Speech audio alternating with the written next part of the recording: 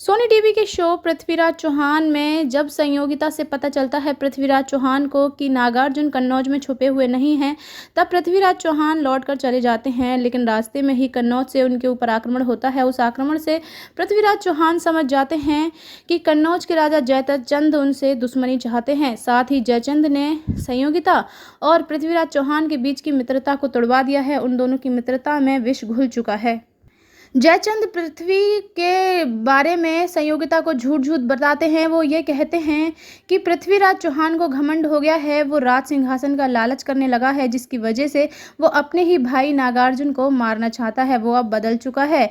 जब संयोगिता को ये सब गलतफहमी हो जाती है, तब संयोगिता पृथ्वीराज चौहान से बहुत ही ज़्यादा नाराज़ हो जाती है। यहाँ तक कि वो उनकी तस्वीर बना रही होती है, उसको भी वो ख़राब कर देती हैं और रंगे उस पर बखेर कर बहुत ही ज़्यादा गुस्से में होती हैं। तो दूसरी तरफ पृथ्वीराज चौहान संयोगिता को सब कुछ बताने के लिए एक पत्र भेजते हैं, लेकिन वो पत्र संयोगिता तक नहीं पहुँच पाता है। जयचंद खुद उन्हें पढ़कर सुनाते हैं पृथ्वीराज चौहान का पत्र, जिसमें वो अपने अकॉर्डिंग सुनाते हैं। तो संयोगिता को और भी ज़्यादा उनसे अब नफरत होने लगी है। तो दूसरी तरफ संयोगिता भी अपना जवाब भेज देती हैं पृथ्वीराज चौहान को कि उन्होंने नागार्जुन को अपना भाई बना लिया है।